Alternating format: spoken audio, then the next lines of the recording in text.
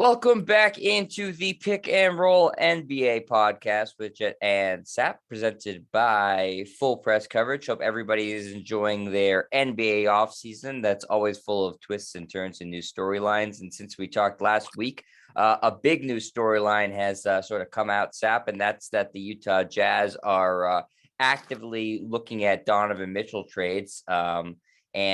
So typically that would be, the biggest news story, but the Kevin Durant stuff still lingering that we've talked plenty about, the Kyrie Irving stuff still lingering that we talked plenty about. But since we have talked lots about that, let's sort of speculate on this Donovan Mitchell thing, Sap, because he's not that level of player as Kevin Durant, but certainly he's somebody that has proven to be, a really perennial all-star and somebody that in the playoffs can perform really, really well. We know the Jazz haven't advanced very far, but he's had really strong moments in the playoffs. And so teams that are contending teams are really the teams looking to acquire Donovan Mitchell.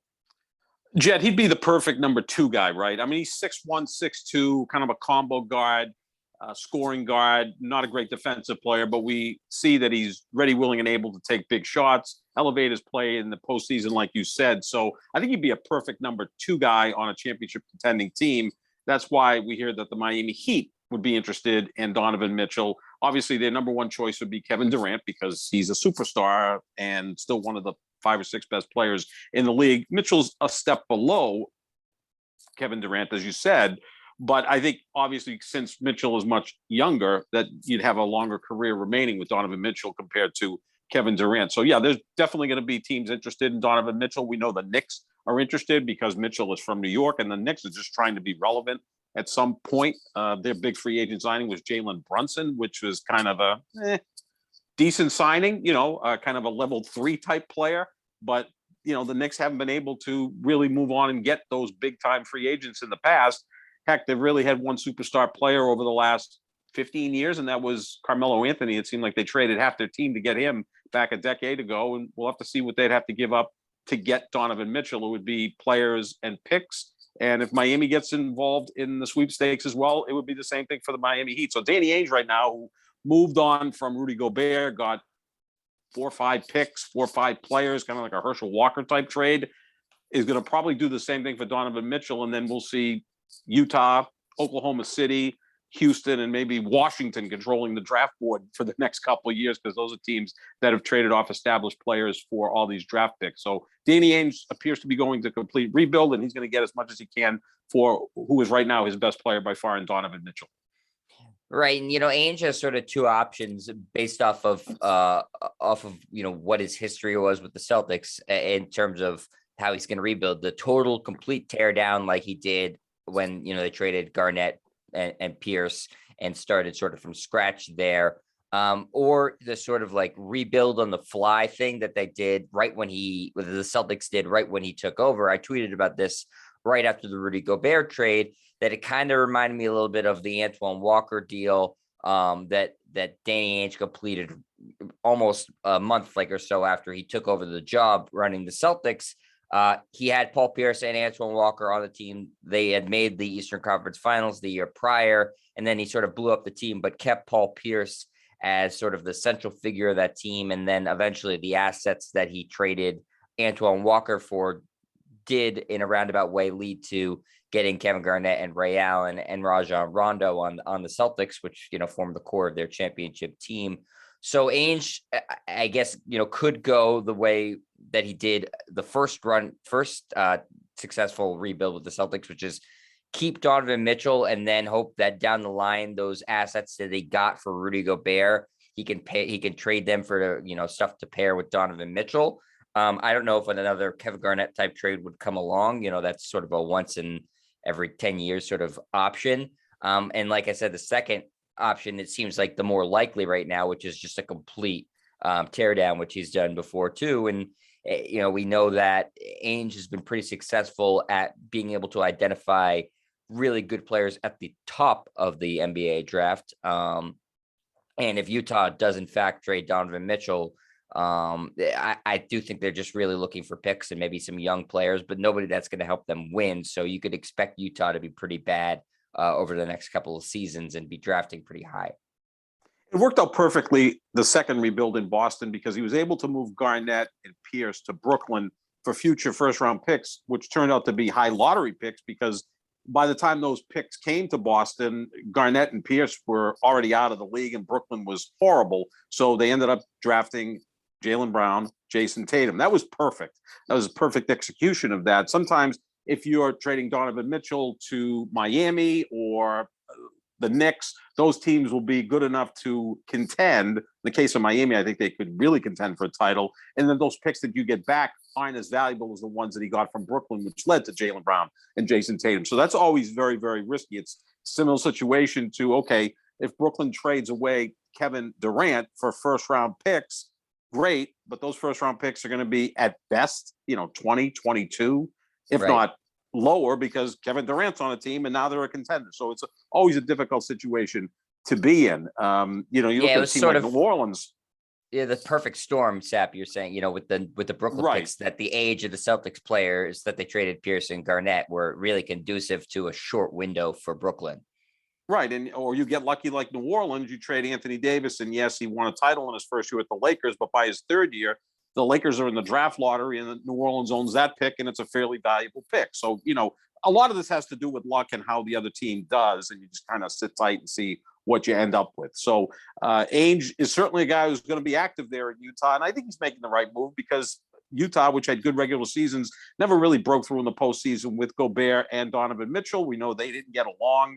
So you moved on from Gobert. I thought you got a lot for him, and I'm sure you'll get quite a bit for Donovan Mitchell and just go into a total rebuild.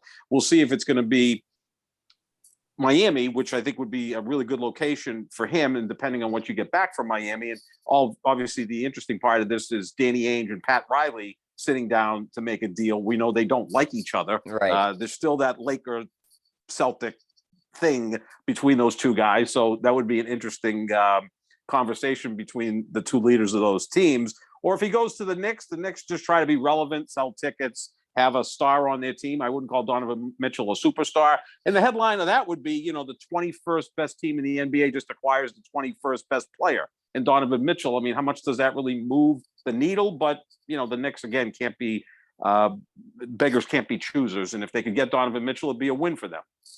Yeah, I think he'd be a really great fit on New York. Like you said, he's from there, Sap. He would be the best player that they've had since Carmelo Anthony. I'm trying to, I mean, he's better than Julius Randle, who they have right now. So I think that would be, a good story. Again, the Knicks just trying to be relevant. And I think that Sap, we talked about this a little bit, I think years ago, that the reason Brooklyn was able to land Kevin Durant and Kyrie Irving in free agency, granted that's falling apart now, is because the Nets were able to be just like a little bit good and, a little bit competent. And because it's such a big market that attracted, huge names. So if you're playing that sort of logic, that the Knicks get Donovan Mitchell and, they look competitive, not saying they're going to compete for a title because they obviously won't, but they look competent and competitive. Maybe you're able to attract a free agent and then you pair them with Donovan Mitchell. Then suddenly you're talking about a team that, is actually pretty good. So I think for the Knicks, it makes a lot of sense to get somebody like that because you're banking on just being able to look good, like a functioning organization, like for a couple of years consistently. Like when's the last time the Knicks had strung together 2 or 3 seasons where they were like, okay, things seem like this is a stable organization? Because I don't remember when that was, Sap. No, just briefly, and I wouldn't even call it a stable organization, but it was a decade ago with Carmelo Anthony. They beat the Celtics in the first round of the playoffs and lost to Indiana in the second round. That's their only playoff win in the last 20 plus years. They went to the finals in 99 and have won one playoff series since. That's how bad the Knicks have been. They made the playoffs 2 seasons ago, and then they lost to Atlanta. And it was exciting seeing Madison Square Garden alive again with playoff basketball. And we know what a great fan base they have and how exciting it is at that arena. But, they haven't really touched greatness for a long period of time. I mean, they were in the finals in 99, got swept by San Antonio. They were in the finals in 94, lost in 7 games to Houston. And, all the way back to 1973 is the last time that they won the NBA championship. So, I mean, it's a very valuable franchise. It has a great fan base, but they really haven't accomplished much in nearly 50 years. But it is New York. And again, if they can get a player like Donovan Mitchell, maybe that leads you to sign a free agent that will be a good compliment to him. But again, I think to really be a true title contender, he has to be a number 2 guy. But, I don't think you turn away the ability to go ahead and get him. Now, what do you have to give back? The Knicks do have quite a few draft picks, so I'm sure Ainge would be interested in those. And also they have some good players. Maybe RJ Barrett is someone that would go from New York to Utah. I don't know what the situation would be with Julius Randle. Obi Toppin, maybe another player. I mean, Ainge is not afraid to make deals, especially early in his tenure. He kind of got gun shy late with the Celtics because I think he overvalued his own draft picks and his own draft choices, whereas I think now he's starting fresh in Utah. So I would expect that something will happen, whether it's with the Knicks or even the Miami Heat, who, are obviously closer to contending for a title than the Knicks. But what does Miami have that would go back to Utah? Jimmy Butler's not going to be part of that deal because Butler's their best player. Kyle Lowry is old as rope. I mean, I don't think Utah would be interested in him. Tyler Hero would probably be someone that would be a starting point of that conversation. And then you go from there with some draft picks and you see what happens. But like you said, Sap, I think that a lot of people are thinking about the Heat as the logical destination, like you said, because Donovan Mitchell, it's come out that he wants to play for them, and we know that they seem like they are a player away, a Donovan Mitchell player away from competing for or winning a championship. But that Ainge and Riley thing, as you mentioned, Sap, is a real factor. They genuinely do not like each other, and you talked about this a lot, Sap, and I agreed with you towards the end of Ainge's tenure that he has this propensity to need to win a trade 90-10 or 99-1, something like that. Mm-hmm. And if he's trading with the Heat and Pat Riley, he's not going to give them any sort of leeway. He's going to try to gut them as much as possible. Like he's not going to take a deal that like is okay. This helps the Jazz. This helps the Heat. He's going to want to embarrass Pat Riley in that trade. And that ain't going to happen because Pat Riley's been one of the best executives in the history of the NBA for a long period of time. And we know how competitive both of those guys are. They were competitive as players. Riley was competitive as a coach, as an executive. Ainge is competitive as an executive. If those two guys went out on the golf course to try to work this deal out, I would like to be the third person in that foursome because that would be very entertaining. You could see fisticuffs between those two guys. They don't like each other. It's not even a made up thing. They really don't like each other. Again, Riley was coaching the Lakers when Ainge was on the Celtics. I mean, that was real. That rivalry, there's nothing in the NBA today that even comes close to that. It remains that real. It's not a storyline. It's real. No, it was East Coast, West Coast. It was Magic Bird. It was, it got into racial overtones because, Black America rooted for the Lakers, white America rooted for the Celtics. I was there. I was there for all of those finals. It was intense, man. I know we're going to talk a little bit later about, LeBron talking about what may or may not have happened at TD Garden. And we know what Draymond Green was dealing with in the finals. I mean, compared to what Draymond and LeBron have ever uttered or whatever we're going to talk about, nothing like in the 80s with the Lakers. I mean, that was real hatred there. I mean, that was kind of crazy. But yeah, this would be interesting if they could pull this trade off between Miami and Utah. And you're right, Ainge is going to want to obliterate any other executive in the trade. And that's why sometimes things don't get done. Whereas in Boston now, you've got Brad Stevens, who just looks at the roster and says, okay, I want to get Malcolm Brogdon. Let's get this thing done. What are we going to do? I guarantee you, if Danny Ainge was still running the Boston Celtics, the Malcolm Brogdon trade would have still not been done because he would have been going back and forth over a first or a second round pick. Whereas, Brad Stevens is like, I need this player. This guy's going to help us put us over the top. Okay, fine. Here's a first round pick and some other trinkets of players that they sent back to Indiana. Let's get it done. Whereas Ainge would have still been going, well, no, I'm going to give you a second round pick this year, maybe a second next year, not a first this year. Right, but a also, protected can you second. throw in this? Yeah, it would get too crazy. I mean, imagine trying to buy a house from Danny Ainge, or if he's trying to buy your house. I mean, just think of the negotiations. It would never end. You'd lose track of what was being offered back and forth. So yeah, this could be interesting with Ainge trading Mitchell to Miami if that happens, or with the Knicks, who are more desperate. The Knicks would be more, I think, amendable to what Ainge is looking for because they really do need to make a splash, and Mitchell would be certainly a splash for them. Right. Again, so Ainge is really he looks to completely gut organizations. That's sort of his modus operandi, and he would be extra motivated to try to screw the Heat. Like you said, Pat Riley's not going to do a dumb deal but Ainge is gonna, hold his feet to the fire. He's not gonna let, Pat Riley and the Heat acquire a guy that's gonna help them win a championship unless he feels like he's gonna embarrass the Heat down the line. So I do think that is a real story and a real factor in making that's a real hurdle in making a Donovan Mitchell trade to Miami. The team, I tweeted about this Sap too, and before we move on to the LeBron stuff and other stuff, the team that I feel like should be involved in this, and I'm not hearing about at all, and I'm curious what your thoughts are, is the Dallas Mavericks. If I'm Dallas, you lost Jalen Brunson in free agency. He was your second best player. You have Luka Doncic, who we all agree is a generational talent. In any given season going forward, I think over the next 10 years, he could be the MVP, or the best, the face of the NBA, best player in the league. But they lack a number two. They lack a number three, honestly. They have nothing. It's a pretty bare bones roster. And yet they got to the Western Conference Finals against the Warriors. Obviously, they fell short because it was basically Luka Doncic versus the world. But Dallas has their draft picks too. If I'm Dallas, what do you have to lose by offering Danny Ainge whatever the hell he wants in terms of draft picks and getting Donovan Mitchell to be the number two to Luka Doncic? I think Luka is good enough. A lot of times we talk about big threes and stuff like that, Sep. I think Luka is good enough where if he has an all-star player, a perennial all-star player like Donovan Mitchell as his Robin, that team's competing for a title. That's all he needs. He's good enough to be able to make it work without, two superstars around him. One star around him, I think that's plenty, and Dallas is suddenly competing for a championship. So I don't know why they're not involved in this.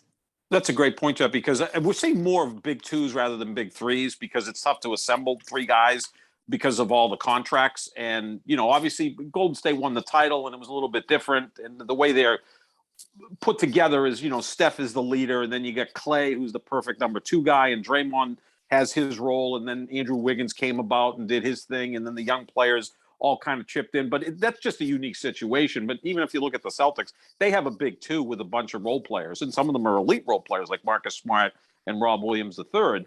But, a big two could certainly work. And look, we both agree that Luka Doncic may be the most skilled guy in the league. It kind of reminds me a little bit of LeBron in his first 5, 6, 7 years in Cleveland, where he was it and had really not much help, but would still drag that team to the playoffs every year. In fact, got them to the finals in 2007, always made them a contender by himself. You kind of feel that way with Luka Doncic right now. He and LeBron's skills are similar. He's not the athlete LeBron was at that point, and certainly not the defensive player that LeBron was at that point. That's the big difference between the two players. But on the offensive end, he does pretty much a lot of the similar things that LeBron has done for, quite frankly, nearly 20 years now in terms of scoring and passing and facilitating. I think that Mitchell would be a really good fit with Luka. It would be, maybe the worst defensive backcourt in league history, but nonetheless, you would outscore a lot of teams. And yeah, that would be a great landing spot for Mitchell. Dallas made it to the conference finals, like you said, and, just came up short against a better Golden State team, losing in 5 games. So that would be a good landing spot. But, I think Ainge is going to be looking for draft picks and players. And I don't know what Dallas has to offer, but, not how players. valuable. Yeah, the players just they don't have or aren't very valuable. I mean, Utah would have a roster, the players they got from Minnesota for Gobert, and if they got players from Dallas, they would have probably the worst roster in the league. They'd have like 11 guys who were really bench players and then a bunch of draft picks. And, maybe Ainge should go to the NFL and try to build, because he loves the draft so much with all these multiple draft picks. You need some players in the NBA. You can't just win with, 11 C+ players. You're not going to win much with those types of guys. It feels like an expansion team at that point. But yeah, no, going to Dallas would be a great landing spot for Donovan Mitchell, and they'd certainly be a contender. I just don't see why they're not being talked about in all these rumors, Durant, Donovan Mitchell, everything like that. Like, I feel like Dallas should be desperate to get a guy next to Luka Doncic, because like I said, he's good enough where no matter what they put on the court, they're close. And if you put a star next to him, they're competing for a title. And I think like you said, with the Cleveland stuff, you saw what happened. Eventually, you just get fed up like LeBron and leave because the team's incapable of putting a second player next to you. I don't know that would happen in Dallas. It seems like it's a great organization. It's far better than what Cleveland was. But at the same time, how many years is Doncic going to be coming into camp, looking at the roster around him and going, we have no chance. I'm playing with a bunch of D level players. So I think that's frustration starts to set in. So if I'm Dallas and a team that does own most of their picks, I think they own all their picks. I'm really trying to, I don't care what it takes. I'm offering Utah whatever it takes, or Brooklyn or whoever, try to get a second player next to Luka Doncic. And you don't hear them involved in any of these things, which is strange to me. Sometimes you don't hear about it and then it happens, right? You hear all the rumors of Miami or New York, and then all of a sudden there's a third team that jumps in. They're quiet. They kind of lay in the weeds, and then they get involved. We know Mark Cuban's a very aggressive owner, and he has a great player in Luka Doncic. I'm sure Dallas wants to get back into contention. I mean, they won their first playoff series in a decade. The last time they had won a playoff series before last season was back in the 2011 finals when they beat LeBron and the Miami Heat. So, yeah, I think he likes to be in the limelight, certainly, and he's not running the basketball operations, but I think he can, put forward the message that let's go get a really super complimentary second player for Luka Doncic. And I'm not calling, Donovan Mitchell a complimentary player. He's a little more than that. He's an all-star. But yeah, that would be a good landing spot for Donovan Mitchell without question. Well, it's like you said last week, Sap, we were talking about the Kevin Durant stuff, and you had Denver as a team that, should try to acquire him. And I agreed with you. I think that's the perfect landing spot. And if I'm Denver, outside of Nikola Jokic, I'll go, what do you want, to Brooklyn? I think that, and maybe like you said, they buttoned up as an organization and quiet about it, and they'll strike when nobody's, noticing it, but they haven't been involved in any rumors. But I think, again, perfect landing spot for Kevin Durant. Him and Jokic could legitimately, even if they gut the roster, could legitimately win a title. Sure. And you've got Jamal Murray, right? You've got Michael Porter Jr., you've got your draft picks. But sometimes these organizations are really smart, like Toronto. I think we were shocked when Toronto jumped in 4 years ago and traded for Kawhi Leonard. We were like, did that really just happen? Right. It just didn't seem like it was ever going to happen. And he was there 1 year and they won a title. So sometimes the team you don't hear about is a team that makes that sudden quick move, because right now everything's kind of on hold with Durant and Kyrie and Brooklyn and Donovan Mitchell in Utah. Something will break, although I'm starting to believe more and more that Durant and Kyrie are going to start the season in Brooklyn. Certainly Durant, because he's got 4 years left on his contract. And look, they're going to ask for the world, as they should, to try to trade Kevin Durant. But Kyrie's a different situation with the Lakers, who may not want to part with 2 first-round picks and Russell Westbrook to bring Durant, to bring Kyrie to LA. And what the hell is Westbrook going to end up in Brooklyn with Durant? How would that fit? That seems to just be on a really slow simmer right now. Yeah, the situation with Kyrie is obvious, and Durant is obviously not good in Brooklyn, and the situation in LA is weird right now. You hear conflicting reports about Russell Westbrook and LeBron have, it's a frosty relationship. No, actually, LeBron and Westbrook and Anthony Davis had a phone call where they all committed to each other. So it's kind of unclear what's going on. Actually, this weekend, we have the pettiest Lakers fan coming on the podcast, too. He's a huge Lakers fan, big on Twitter, very funny guy. He's going to join the show. We're going to talk about the whole Laker thing and stuff like that. So we'll save plenty of that for the weekend. But I don't know exactly what's going on in LA, because there's so many different reports coming out about exactly what the situation is with Russell Westbrook and LeBron's relationship with him. And LeBron, it's 20 years later after the start of his career, Sap, he said he's still the central figure in the league, and everything sort of runs through LeBron. A lot of people don't like it that way, but that's how it goes. He plays in the Drew League, and it puts up 41 points, and it's a huge story, even though, 42.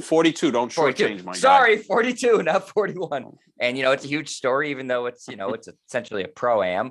And then, he does his show on Showtime, Sap, right? The Shop is on I think Showtime. It's HBO, The Shop. Oh, it's right? HBO? Man, I'm really shorting him. I'm screwing the guy left and right. HBO, much more prestigious. You have him on Showtime. public access in LA. I mean, much more prestigious. HBO. Wow.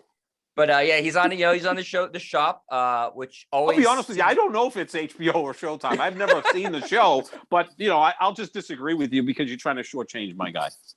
So that show also, Sap, always makes headlines. It is on HBO. I just did a quick Google. You're right. Obviously you were right. You knew that, Sap. You're just trying to play quick.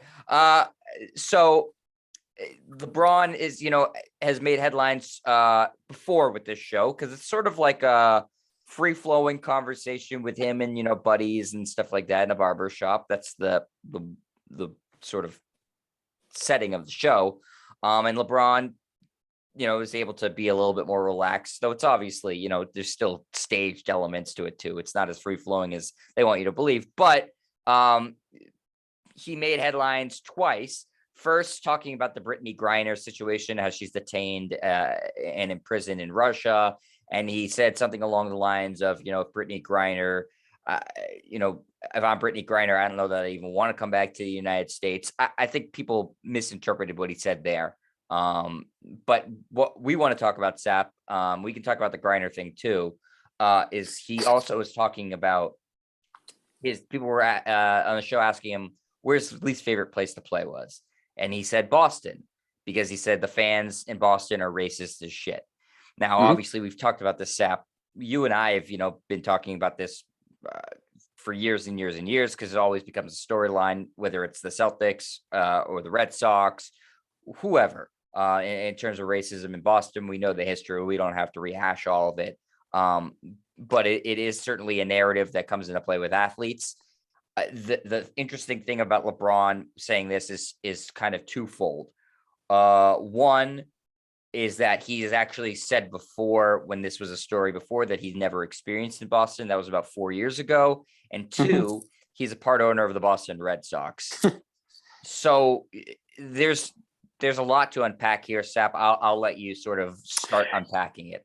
Yeah, I mean, I've got a column up on Full Press Coverage too, talking about this, and everyone knows LeBron's my favorite basketball player of all time, my second favorite athlete of all time, behind only Barry Bonds.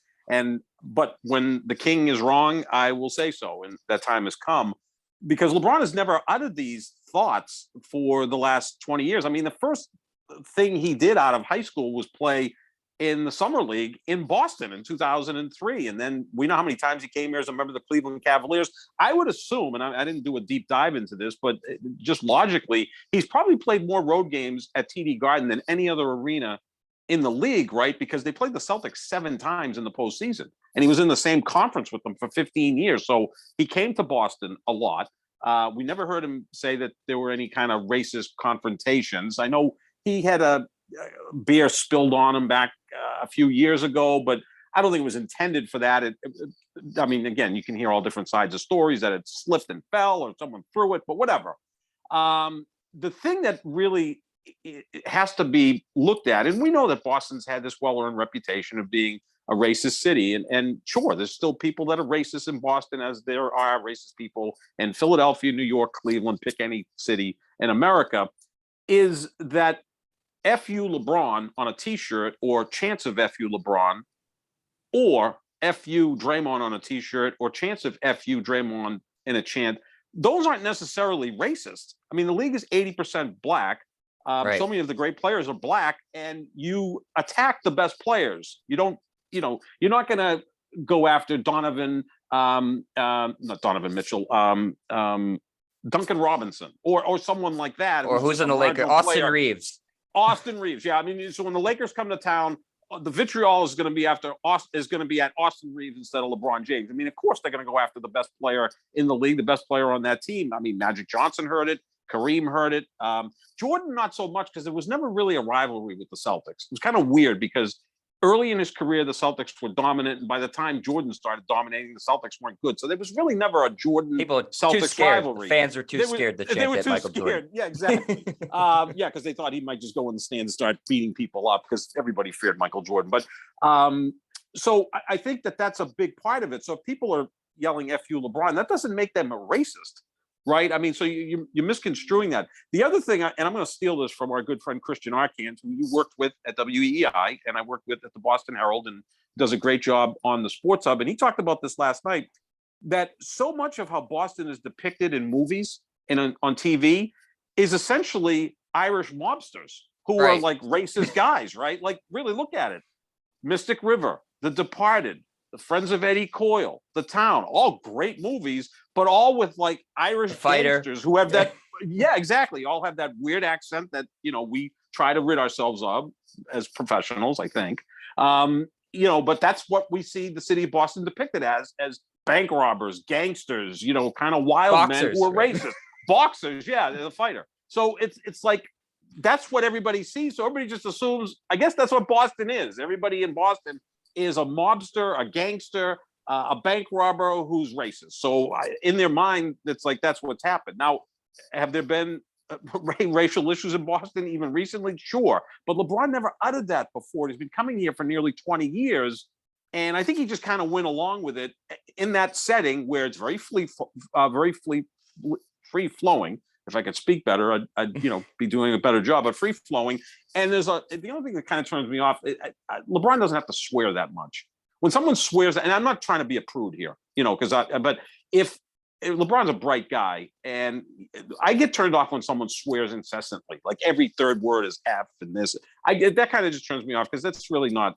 That's not necessary. But to get back to the subject at hand, that's my only point is like, why wasn't this brought up earlier? All of a sudden in that setting, it's Boston's the most racist city. It may be, but detail if anything has happened in the past. I also think that in some sense, LeBron tried to sidle up to Kyrie Irving, who said this 2 seasons ago in the playoffs, and Kyrie's the guy that he wants to go to the Lakers, and maybe he's extending an olive branch to Kyrie because we know Kyrie performs a Jedi mind trick on every player in the league somehow. And even LeBron, who's the godfather of the league, is like, well, I want to impress Kyrie, so let me go along with the narrative that Boston's racist, and maybe Kyrie will get in touch with me and say, yeah, LeBron, good thing you brought that up, and let's make this deal happen in LA. Who knows? But you brought up another good point. He owns 2% of Fenway Sports Group, which owns the Boston Red Sox. Ergo, LeBron James owns 2% of the Boston Red Sox. Why invest in a team in a city that's deemed racist? And look, the Red Sox have not now with John Henry, but the Yawkey ownership. Tom Yawkey is one of the most racist owners in the history of American sports. Yeah. So, I mean, there's a lot of stuff going on here that you have to unpack. But again, when LeBron speaks, everyone listens, and that's why he's still, I think the biggest athlete in America. Yeah, I mean, I absolutely think he is. I don't think anybody is particularly close, honestly, in terms of, at least in this country. Well, Tom Brady's never really said anything, right? I mean, like no, Tom that's Brady the thing. And LeBron are the two biggest guys, and Brady now is getting kind of cute and kind of the goofy older guy on Twitter, but Tom Brady never says much. No, he doesn't. He's almost apolitical, if anything, right. And we could have an argument on whether that's appropriate or not in this sort of political environment, whatever. But yeah, it's interesting, like you said, Sepp, his big criticism for Boston, why they're racist is, they have these F LeBron t-shirts and they chant and stuff like that. Like I don't know that that's racist. Are some Celtics fans racist? Yeah, heck yeah, of course they are. That would be ignorant to say that they're not. But I hate blanket statements in general. Mm-hmm. I just hate blanket statements. And our good friend Mike Molino, he reacted to this on Twitter and he tweeted at LeBron and he said, like, LeBron, I'm a black Celtics fan. Am I racist? Because you said all Celtics fans. You basically said Celtics fans, which implies everybody, are racist. So, like, blanket statements are just, you never accomplish anything good with them. So, yeah, and if I was Fenway Sports Group and John Henry and the Red Sox, I'd be pissed about this. I don't think they are, because I don't think that they have any sort of real connection with the city or in touch with the city at all. So I probably think they probably didn't even hear about it. If they did, they don't care. So that's sort of whatever, but it is an interesting, another little sort of wrinkle to it too. They're just happy to have LeBron James as part of their organization. Yeah, seriously. Yeah. I mean, because whether you like him or not, he's, in my opinion, the greatest player ever. And the fact that he does so much charitable work. I mean, he's put 9 figures into education and healthcare in Northeast Ohio. He does incredible things. A model citizen. I like that he speaks up on social issues. I really do. I wish he had spoken up about China, but we know why players weren't doing that, because that's where their bread is buttered, so they don't want to turn away the Chinese money that comes in to the NBA. And again, give Daryl Morey a lot of credit for speaking up a couple of years ago. I supported him 100%, and the man almost lost his job because of it. But yeah, I think that any kind of blanket statement is dangerous. Look, there's 18,000 people that showed up to TD Garden for every home game. Are there some racists there? Yeah, there are. There's members of the LGBTQ community. There's people that are left-handed. There are people that are right-handed. There's Republicans. There's Democrats. There's all different types of people. Should there be more black fans in the stands? Yes, hell yes. But that's a problem in probably a lot of NBA arenas because of socioeconomic issues, right? Where the tickets are just so damn expensive that price out everybody. Issue of that. Yeah, poor people can't afford to go to games. But yeah, it's something that, again, when LeBron speaks, we all listen. So do check out the column on Full Press Coverage, because I'm not afraid to criticize LeBron, but it's not like this crazy criticism of like, never speak again, LeBron. Of course not. I love when he speaks. No, shut up and dribble from no, you. No, not at all. But sometimes you got to call out my man, and I think this was one time. Yeah, I obviously, I'm gonna be defensive about Boston. This is where I was born and raised, and I'm a Celtics diehard fan, and I do not believe that I'm a racist. I know that for a fact. So it upsets me. But it is what it is, and this is going to be something that the city of Boston constantly combats, and the onus is on all of us to prove him wrong. To prove LeBron wrong, Kyrie Irving wrong, and that's the only way to sort of combat the narrative is to live in a way that you're inclusive. But I didn't see anything. I didn't see necessarily any pushback from any Celtics players. And remember when this came up about, it seems like, and again when it came up with Kyrie and Durant back in the postseason a couple of years ago. I mean, Marcus Smart's had some issues here. Jaylen Brown, Jason Tatum. I don't think Jason Tatum's a little bit different. I don't think he really gets in the weeds with things. He's very apolitical. Yeah, I mean, let's also remember he's super young. He's super young, and again, it's just stuff that doesn't seem to get on his agenda. But whereas Jaylen Brown's much more socially active. I want to see what the player I'm looking forward to not only watching on the court this year, but kind of following is going to be Malcolm Brogdon, who criticized Milwaukee when he left Milwaukee after 3 years, saying it was the most segregated city in America. Well, he's coming to a place. Yeah, he's coming to a place which oftentimes is considered the most segregated city in America. So I want to see how he adapts and fits in to what the culture is in Boston. But yeah, it's look, if it happens, it happens, and let's detail it. Absolutely, we'll be the first ones to confront it. And I remember when Adam